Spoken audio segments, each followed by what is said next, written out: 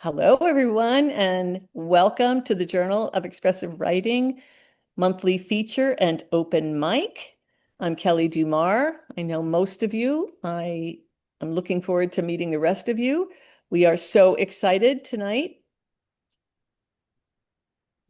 to be featuring Caryn Mirriam-Goldberg with her reading. And I encourage you, keep getting this link that no one else can see, this little prompt. So I'm trying to get rid of that. I want to talk a little bit about the open mic that we have while we're gathering and letting people in the door. We have an open mic that will follow our feature. Caryn will be first up. She'll do a reading. We're going to have a Q&A, and then we're going to go to our open mic. I believe our open mic list was full for tonight, possibly with a waiting list.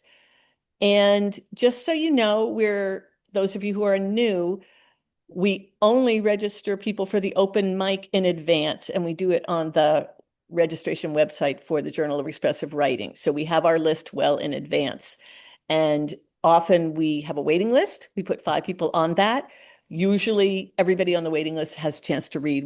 I don't think we've ever had to turn anybody away from the open mic. But we do ask you to read for 3 minutes or less. I do time the readings. And just so you know, if you start to run over the 3 minutes, I'm going to have to give you a bit of an interruption and let you know you've run out of time. Please don't take it personally. Don't let your feelings be hurt. It's not that we don't enjoy hearing you, and you are welcome to come back and read in the open mic anytime you want. It's possible for you to sign up for every open mic that we have. We don't limit or restrict how many times you sign up for our open mic. We do hope you will be back. We have a really lovely community, and I'm so grateful to Jen Minotti, who isn't able to be here with us tonight, the founder and editor of the Journal of Expressive Writing. She is 99.9% of the time here, but she couldn't be here for the rescheduling of this particular event. And so we're sorry about that. She misses us, but she will be back in January. However, we do have Katarina Konin, who is our regular helper behind the scenes, mostly helping me to facilitate the open mic. And she's also a wonderful author and has been a feature here. Caryn, did you want to say something? No, I was checking. We're Seemed getting like bombed. Okay, John, let's see what we can do about that. I just Katarina? I just turned their video off. Now I just Right. need to find them again. they imitated my name, and so Oh, okay. so we're getting bombed again. Yeah. Okay, and we will try to get them out of the room. Are we doing that, Katarina? I don't know if I'll be able to if it was like last time. Um, Okay, John, I'll keep an eye John, on it. you're able to see who this person is? I saw that Caryn was on twice. So Yes. someone was using Caryn's name. They're not there now. I'd be careful about letting anybody else in. Okay, Katarina, if you don't recognize a name or you think it looks like, oh, Deborah saying she saw my name twice Kelly's too. here twice. The person's probably switching around names. I don't see Kelly twice, so I don't know. Okay. Katarina, I'm going to leave you to see if you can figure out who this might be. And actually, maybe we could do it by a roll call. So, because if there's somebody who isn't able to tell us that they're here, we would know and then be able to get rid of that person. Bernardo, are you here? Yes, I'm here. Perfect. Wanda? Yes, I'm here. Ahmed? Yes, hi. Sorry, I'm just a little bit busy. Yes, I'm here also. Cynthia Dorfman, I know. Yes. La, Lorna. Lorna. Claudia? Lorna Larson. Yeah. Himani? Himani? Yes, I'm here. Great. Mm. Paula Hagar?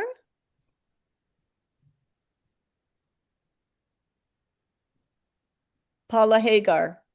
And suddenly she I see her. I see her. Everything's good. Waving. Okay. All right. Larissa, I think you already said, Yes, yeah. I'm here. Dwight, Yes. Betty Vega. Here. Okay. Hector. Yes. Okay. is Millie here? Because that Yeah, let's, Yes, Millie's here. I'm here. All right. Does anybody, Kelly, do you know Gloria Carlson? She's in the waiting room. And Mm, I do not have a list from Jen about participants. okay. All right. I'm going to message her to, You need to give her an email address because there isn't any way apparently. So give her your email address and ask her to email you and tell you that she belongs here. and there's also Beverly. Okay. So I will, Perfect. If you could just give them your email addresses. okay. Thank you. John, your audio is off because I muted everyone upon entry. Okay, good. All right. Katerina, do you want to say anything? Or are you too busy? I'm just say a quick hello. Please change your name to your of your Hollywood Square to the name you used to sign up to read in the open mic so that we can make sure we know you're here when it comes time for the open mic, okay? I'm going to introduce Caryn.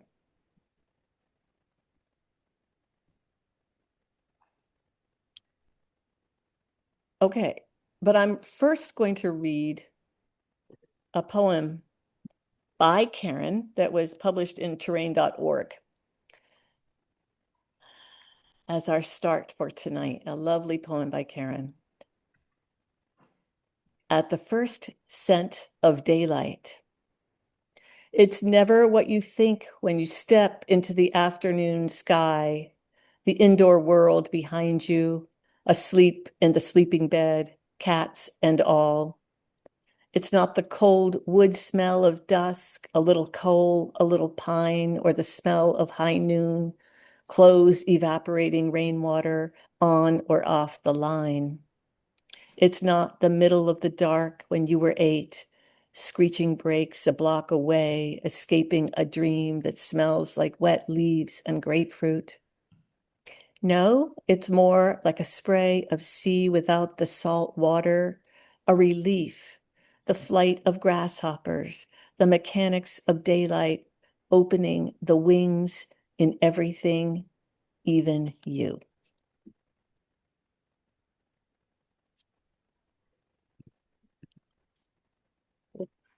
Caryn Mirriam-Goldberg has written a book she's going to read to us from tonight, The Magic Eye, a story of saving a life and a place in the age of anxiety. She writes, nothing could have prepared me for being diagnosed with a rare and deadly eye cancer in the middle of trying to save the Kansas land where my husband and I live. From the 2019 diagnosis through the pandemic, I entered into both a risky plan to buy our 5th-generation farm and daunting treatment to survive the large tumor in my right eye. The Magic Eye tells the story of saving a life, my own, and a place, a 130-acre farm we had been actively turning into a wildlife refuge for 3 decades. And one endorsement I want to read by Stephanie Mills writes that no endorsement can do justice to this vivid, lyric, wise, wry, compassionate, profoundly spiritual memoir of passage through some severe life trials. The Magic Eye is a microcosmic epic of unvaunting human triumph, bursting with life in its myriad forms. This is a book to love and to share. Caryn Mirriam-Goldberg, PhD, was the Kansas Poet Laureate from 2009 through 2013, and she's the author of over 24 books, including How Time Moves, New and Selected Poems, Miriam's Well, a novel, The Sky Begins at Your Feet, a memoir on cancer, community, and coming home to the body. Her poetry and prose have been widely published in hundreds of literary magazines and anthologies over the years. She is also the founder of Transformative Language Arts Network. She is a beloved writing workshop facilitator and a writing coach with over 30 years of experience. Let's welcome Caryn Mirriam-Goldberg. Thank you so much, everyone. And it's really good to be back here again.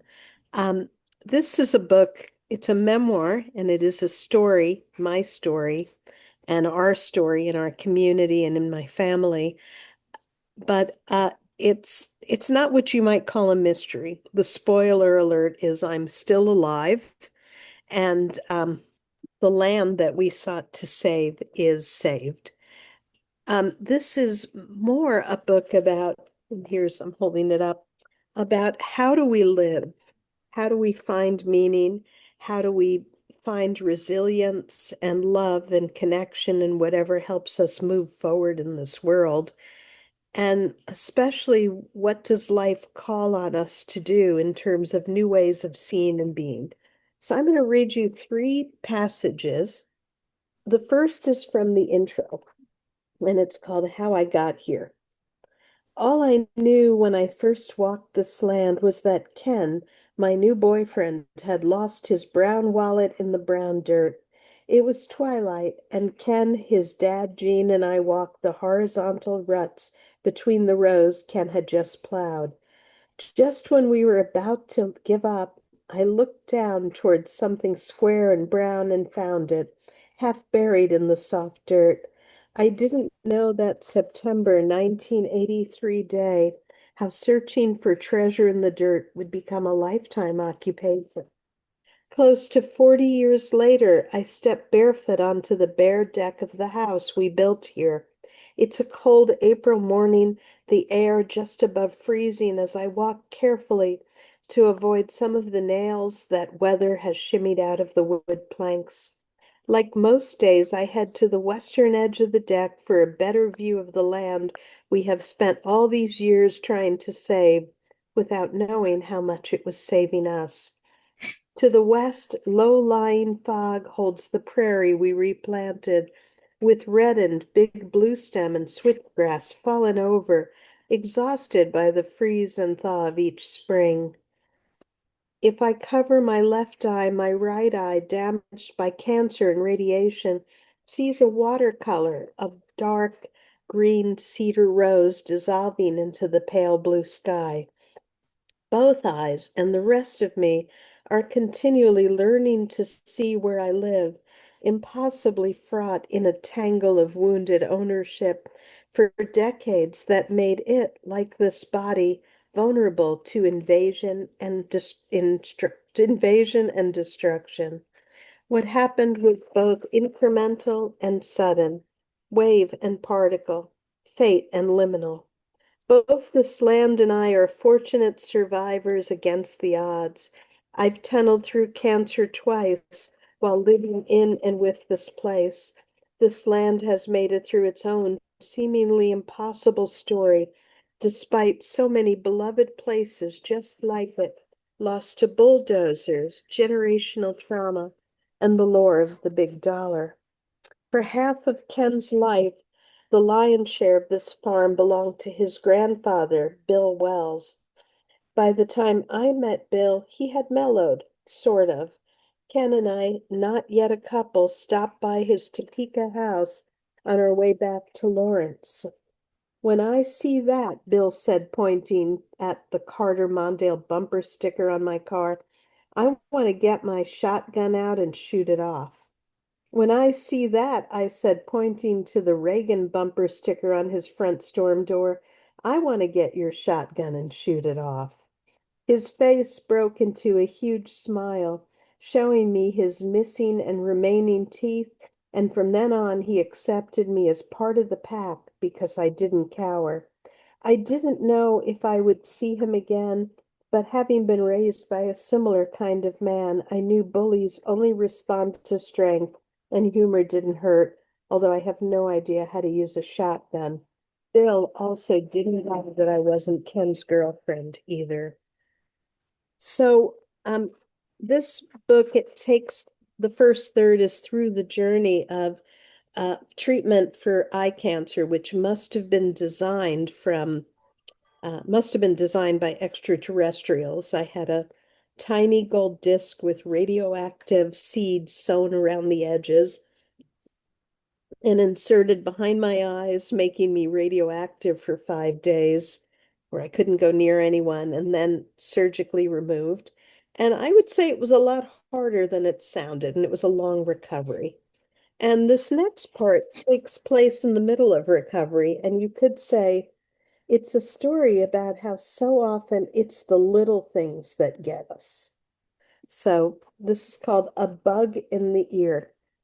Harrison Ford wasn't having it, and in typical Indiana Jones fashion, he climbed up one side of the cardboard box to lunge himself toward escape, even if three of us were waiting to catch him and put him back in the maze. A handsome, large green turtle. Harrison Ford showed us in quick order that he had no interest in lumbering toward the prize lettuce at the end of the maze Sam, one of Ben's students, had constructed. Ben was a professor, still is a professor, I say of turtleology, but of herbology at Washburn University. And by happenstance, he let me name all the turtles that he found in Northeast Kansas for research. In fact, only one of the turtles, Alan Arkin, was motivated enough by the call of a strawberry to head toward it in a field north where Sam and the other students were testing the turtles. Eli Wiesel climbed forward a few steps, then stopped, but you can imagine why a turtle with his name and burn-damaged shell had had enough. Persephone tried to bite her way out. Leslie Jones, who I named after a particularly tiring visit to have my eyes checked after the last surgery, took to knocking over some of the dividers between herself and the strawberry, but you'd expect that from her. Barack Obama, Chewbacca, and Lady of the Lake did well. Yesterday, I just had my first of 10 or more years of quarterly CT scans or MRIs to ensure that the cancer hadn't followed the maze of my body to liver or lungs. I was shaky going in, two lorazepams in my system, and Christina Perry singing 1,000 Years through my earbuds. That song would turn out to be my CT soundtrack for the foreseeable future. That afternoon, Ken and I went to see my main oncologist, Dr. Soul, for one of what we hoped would always be good news post-scan visits. She already had set up a protocol, scan in the morning, appointment in the early afternoon, so we wouldn't be playing the call if it's good news, come in if it's not game. She walked jauntily into the room and smiled. Whenever I walk in smiling, it's good news. Now it was a day and night later, and after a morning of visiting the turtle races, an afternoon contemplating cleaning the house without actually doing anything, Ken and I were both exhausted. I found myself asleep more deeply and quickly than usual. I hadn't slept much the night before the scan out of fear, or the night afterwards out of relief. 2 hours later, Ken and I learned a new wrinkle for what in sickness and in health means, as well as a novel use for leftover Manischewitz wine. As with most things, it began with something small. There was a bug in my right ear, tiny enough to fit with room for rustling its wings at high speed somewhere near my eardrum. I woke Ken up. We guessed it was a tiny moth, but it didn't seem to be able to make its way toward the divine mothership of the flashlight he kept shining in my ear. We tried all the tricks we could think of, but the critter just burrowed in deeper, making me feel like I was losing my mind as rapidly as it fanned its wings. I freaked out. I had myself a little pity party. I got pissed off and cried. Tried ear shaking at many angles of repose, as well as squirting water to see if the bug would swim to his safety and my sanity. Just as we were about to go to the emergency room, me with one leg and a pair of sweatpants, we got the idea that we should call the ER to see if they had any tips. One thing led to another, and soon Ken was on the other end of the phone asking questions like, "Is kosher wine okay?" It turns out that an effective trick involved wine or beer. Lucky for us, we always have many years' supply of old Passover wine, that sticky, sweet Manischewitz wine. By the time Ken was using a syringe to aim that wine into my ear, I was seeing the Kiddush, the blessing for the wine, as we sing with each of the four glasses of the Passover Seder. For good reason, and because just one dose only made the bug drunk, we decided to go for 4 doses, just like we did on Passover. Sometimes a moment is so ludicrous, all a gal can do is lie on her right side belting out Baruch atah Adonai at full volume, while her husband squirts freezing kosher wine into her ear. Meanwhile, Ken, drawing on other Passover traditions, was saying, "Why is this night different from other nights?" Do you know you can get a little drunk by having wine squirted in your ear repeatedly? Eventually, all the wine and singing made the bug give up the ghost. By the time I was in the shower for a long stretch, I aimed the hot water into my ear to flush it out and sang versions of an old Passover song with new words, including "Let my insect go." Just before daybreak, I was able to put my head back on the pillow, vividly relieved there was no fluttering in my ear. Ken was wide awake, and so was I. "Why does this happen?" I asked. "I don't know," he answered. We were lying side by side. "Is it Sunday?" I tried to think a moment, then told him it was. "Thank God," he said, and rolled over to go to sleep. But I couldn't, and it turned out he couldn't either. "What do you think is going to happen with the farm?" he asked. The bug in my ear woke up the bigger, and thank God, metaphoric bug in our minds. I wish I knew, but only if it's good news. Then our cat Miyako leapt on the bed, making both of us jump before settling down between us and purring us back to sleep. So we had a situation with the farm where it was owned by my husband's mother and her 4 sisters, and every emotional issue those women had was buried in the farm. So trying to resolve something took 35 years, but miracles did happen. So I want to just read one other short part, and this is toward the end. "So your left eye is your bad one?" a friend asked. I'm startled yet again. "No, it's not bad. It just can't see normally, and it's my right eye. That's the one that had cancer in it." "Can you see out of it?" "Yes, but not what you think." I try to explain, but when it comes to saving a life or place, it's standard fare to learn how to see the world, to learn how to see as the world and time recalibrates us. My left eye is my normal eye, taking in everything you'd imagine a normal eye sees, such as the edge of a car bumper where there's a scratch from backing up into a telephone pole on a rainy night. It can read faces, tell who's who, and from their gestures or grimaces discern whether good or bad news is knocking on the door. This eye does all the driving. He's a smart cookie who can read social cues, like a rat terrier can ferret out rats. He's canny, sophisticated, at home with a martini or just some overpriced bottled water that's not really from France. He knows how to play poker and win, make artful sushi that doesn't fall apart when you don't pick it up, and clean the bathroom to perfection, even if I don't actually do any of these things. My right eye is nothing like him, at least not anymore.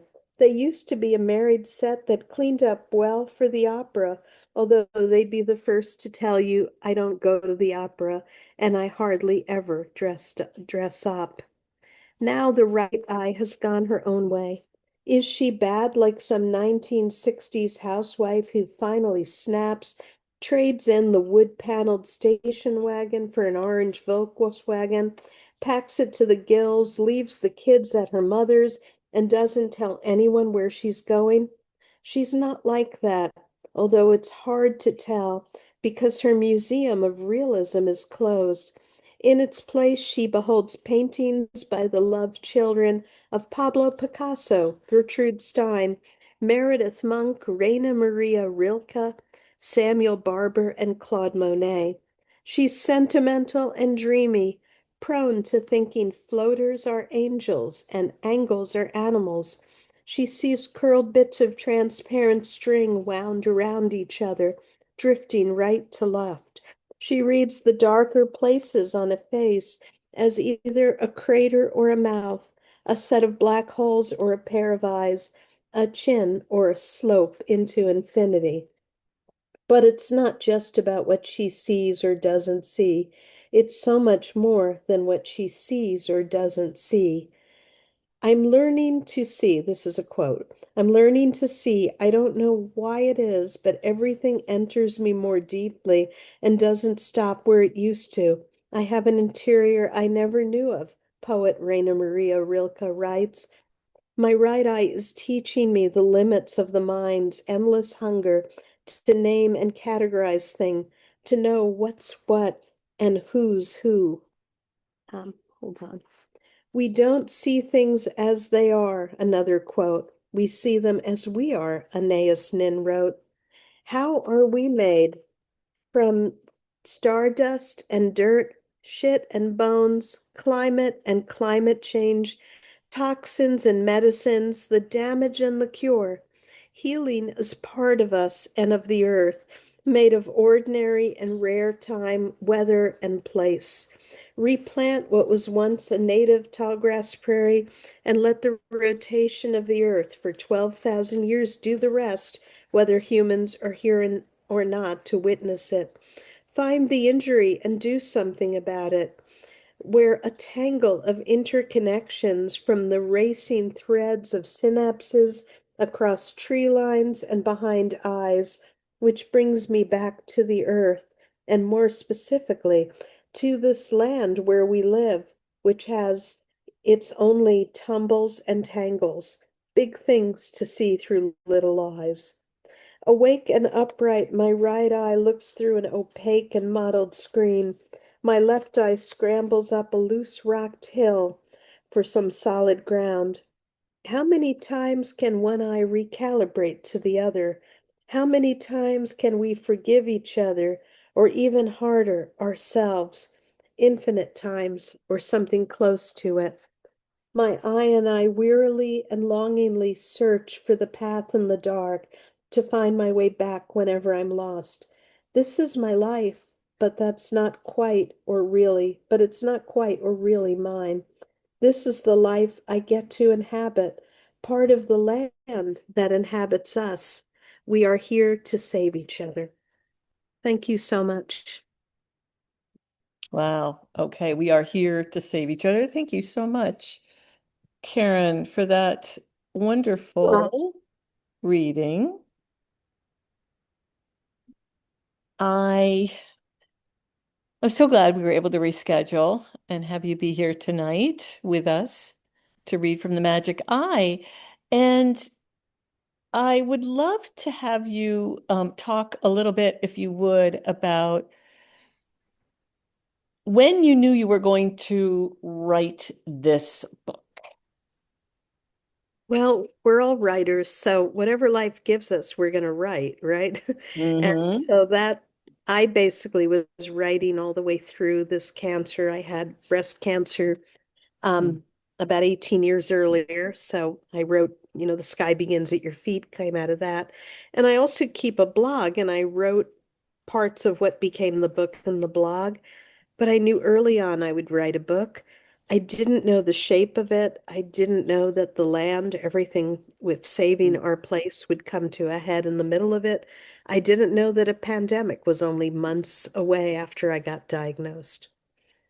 Well, also, I'm curious about how you knew it would be memoir or essayistic rather than fiction or poetry, because you've written in many genres. You've published books in many genres.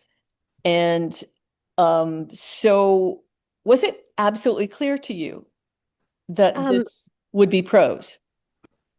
well, I'd say I'm genre promiscuous. I think that's a good thing. You turn on the faucet, you see what comes out. I have written some poems about all this. Yeah. But I really love a narrative frame, and that's one reason I love memoir, because you can write a collection of poems as a kind of memoir and have a narrative frame. But I just felt drawn to writing the story and making it as poetic, and also, inserting humor and trying to bring in real life stuff. I read you all the bug in the ear because we all have those moments where we say, why do these things happen? Hmm. And that's just part of normal life. So writing it as a memoir gave me a way to understand what I have lived a little bit more. And this is Miyako the cat. So Caryn, was there anything, I guess this isn't really a fair question, but for some reason I'm feeling like asking it. Was there anything you thought didn't belong in this book? I mean, I'm sure that you thought there were many things in this book that didn't mm, belong, or many things that could have belonged in this book but didn't. I don't know. How did you make a decision about I tend to what to overwrite. keep? You Yeah. overwrite, and then so tell us about, we're all writers here in this group generally. Tell us about your revision process from maybe doubts and confidences. There's a lot of doubts because I couldn't figure out how to organize the book. How do I tell two stories that are twined together with a pandemic running through it? And I ended up writing the first almost half about cancer mostly, but there's a lot about the land there. And the second half is written about the land, but there's a lot about cancer. And the middle part is an interlude that's called, We Interrupt Your Regularly Scheduled Program about the pandemic, but there's pandemic stuff reflected pretty early on and all the way through. Um, I do a process that I sometimes call tossing the salad, where I'm bringing together stories from disparate places that yet fit together. And I just keep trying to integrate sentence by sentence. And I'm also really big, not so much on killing my darlings, but cutting out what I don't need and put it in a file that I might use later. And usually just about everything I cut out stays out. And for all of us being writers, one thing that helps me immensely with a memoir or a novel, any big book, even a collection of poetry, is having an ongoing outline. Or you could write it as a map that's more horizontal. I'm starting here, I'm ending there. Here's all the places I'll stop. And I toggle back and forth between what I'm actually writing sentence by sentence and the outline. And that helps So me. you write to an outline, and that's a very distinctive way of doing it. How did you how why is that important to you, Caryn, in your process? Having that outline, that map. Um, I would say anybody who's trying to write a memoir or a novel, something that has a narrative frame, if you don't have an outline, you're making it 100 times or more harder on you. And when I teach memoir writing, I teach a class every few years through writers.com that's very in depth. I focus a lot on that. The outline can be a living document. You start with one thing, you're throwing spaghetti on the wall to see what goes where, you move things around, and it gives you a frame. It's like trying to build a house. You need to frame it in first. And you can move walls, you can take out rooms, a lot easier than building a house, perhaps. But by having a flexible and loose outline, and I can also get a bird's eye view of the book. I can look at the outline, and like I said, sometimes I draw it as a map, a visual map. I can look at it and see it all at once. Hmm. And that's immensely rewarding, bird's eye view. And then I can see, oh, I could move this part here, that part there. How does that, I'm curious about how that bird's eye view impacts your commitment or your sense of the wholeness or the process towards completion. You know, when I coach people who are writing memoirs, and I also teach memoir, and I've worked with many master's students doing memoir and thesis project, and I've learned over and over that having a structure and really embracing structure, your outline doesn't need to look like a normal outline. You can draw a road map. You know, you can draw a river of all the places that you're going to step ashore, all the chapters. But if you don't have something like that, it is very easy to feel overwhelmed because any book, and this one's just 200 pages, but any, um, book like this that tells a whole story requires you to be organizing thousands of tiny little spinning bits of words. And how are you going to do that? Maybe some people are geniuses and they can do it, or they can just dive in and spirit and luck will take them to the right place. You don't have to start with an outline, but at some point when you say, I'm really committed to this, it's a great idea to have an outline or map and then keep revising the outline and the map. So it's an iterative I'll just process. add people, Yeah, go ahead. yeah, I want to add that the people I know who have struggled the most in finishing their books are often struggling. Well, one of two things. They don't believe that they have enough to say or anybody will want to read it. And that's a struggle for many people. But mostly it's because they don't have a structure and a plan and a way to be easy and loving and gentle with themselves as they go. Um, who do you go to, Caryn, for feedback? What's your right? So I know you lead writing communities. You teach, you lead writing communities, obviously. So, but what's your process for trusted Well, I can input and answer that. feedback? Nardo also asked when the outline for this book began. When I'm really in the throes of it, I actually go to quiet places and just listen to what wants to be written. And I talk to writers about this all the time to clear the decks and be able to hear what wants to be written and how does it want you to be involved with this and what's ripe and what's ready. And one thing I do, and I'm actually doing later this week, is I go to a writer's colony 2 or 3 times a year where I clear the decks. I have a little room, a bedroom, a bathroom, a desk, and I have no other work I do, and I can just really focus deeply on writing. I live within a 5-hour drive of Dairy Hollow Writers Colony in Eureka Springs, Arkansas, but there's places like that all over. John's been there. It's a wonderful place.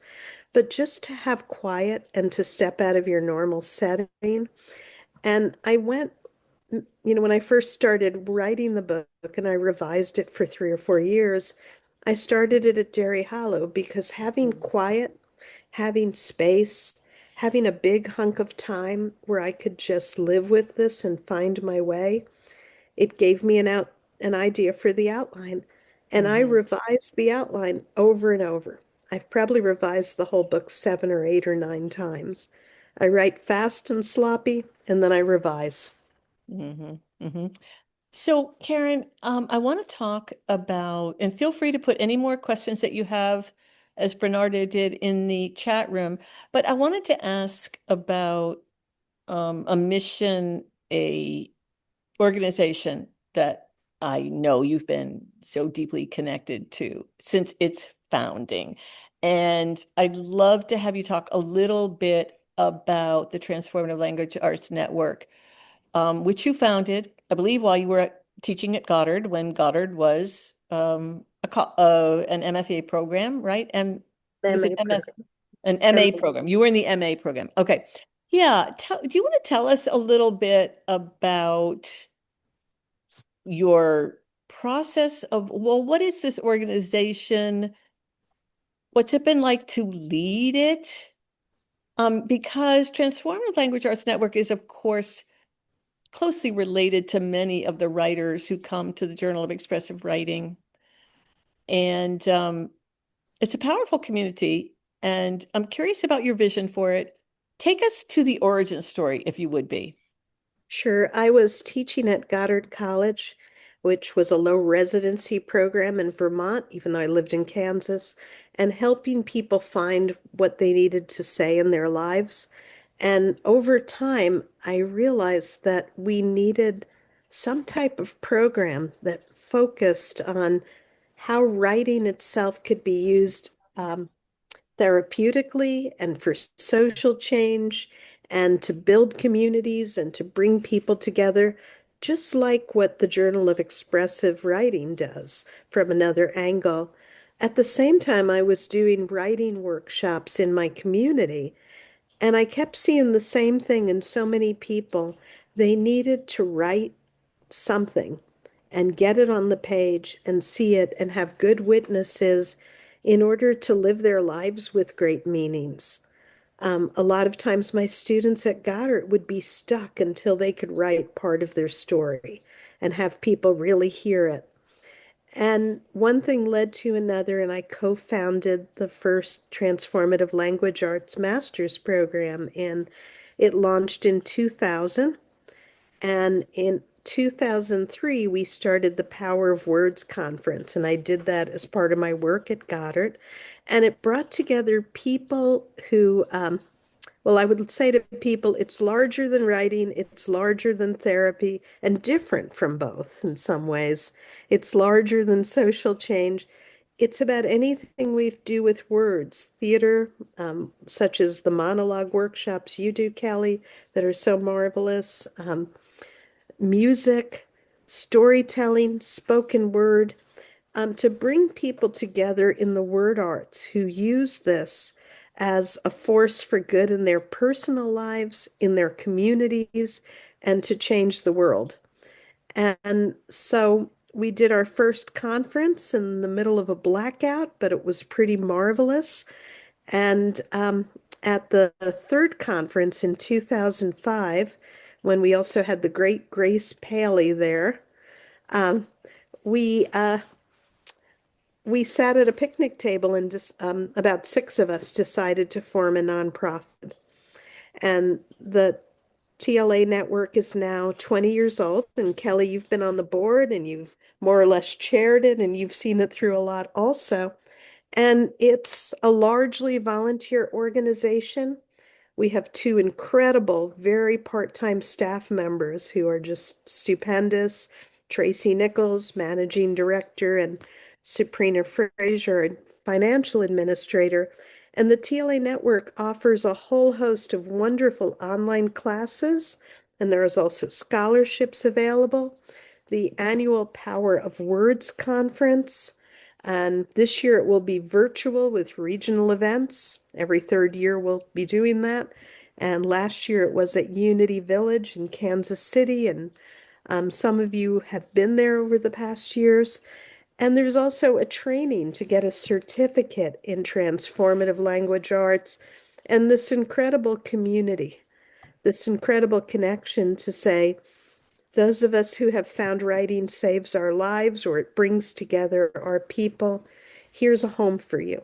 So I encourage people to take a look at it. There's actually a free salon that 5 people are reading at this Sunday. And if you go to the website, you can sign up. And if you're a member, eventually you can read at the salon if you would like. So take a look and just see if it feels like part of your home too. Caryn, as we're winding down, I want to ask this last question if I could. And thank you. By the way, I've been putting links in both to please buy Caryn's book. It looks like there is a holiday discount available, and the link is in the website, is in the chat room for that. And then I've put in a lot of TLAN specific links into the chat room, live links, in case you want to look at any of the material that Caryn just covered. You said that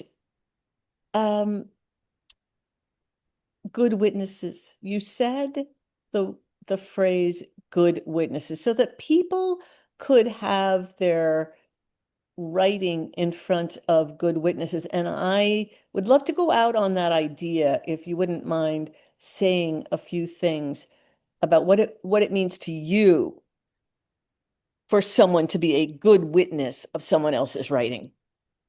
Yeah, I really appreciate you asking about that. When we read our work out loud to others who are listening, we can feel the weight of our words and we can understand ourselves. We can even come home more to who we are. It's not just validation, it's more of a what humans are meant to be and meant to do. And the more we listen carefully to other people and what they're saying and what's between the words and feeling that energy, the more we learn to listen to ourselves so that, when it comes to health crises, it can help you make more informed decisions. When it comes to what to write next, you can open your channels wider. When it comes to relationships with others, you can tune in more to what you really feel called to do and be, as opposed to what you feel like you should have been. So it's a lifelong practice of learning to be a good witness and letting others witness you. It's really beautifully said, Caryn, as always. And, I think it's a beautiful way to transition and bridge into the process of our open mic because it is exactly what this community does as listeners and as participants, as readers in the open mic. It works exactly like that. And we invite everyone here to give comments of appreciation in the chat room if you want to, when you hear something that you appreciate about someone's writing or something that you identify with. I think that's really part of what Caryn is talking about, being in the spirit of being a good witness. We come here really to be witnessed in the open mic as well. So really, thank you so much for this really beautiful reading and the beautiful discussion. I just, I know your words, your experience are at home here. We're Thank at you. home. Thank you We're so we're much for shared having me. home.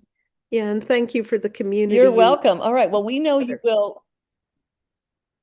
Yeah, we're so grateful to Jen Minotti and everybody who comes here. So fabulous. We are the community. Well, let us get to it. This is the open mic part. And wonderfully, Katarina has posted in the chat room the list of our open mic participants.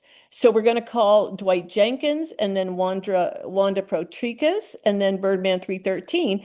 3 minutes, please, if you could limit your writing, and just unmute when it's your turn, or Katarina will help you unmute. And Dwight, where are you? Give me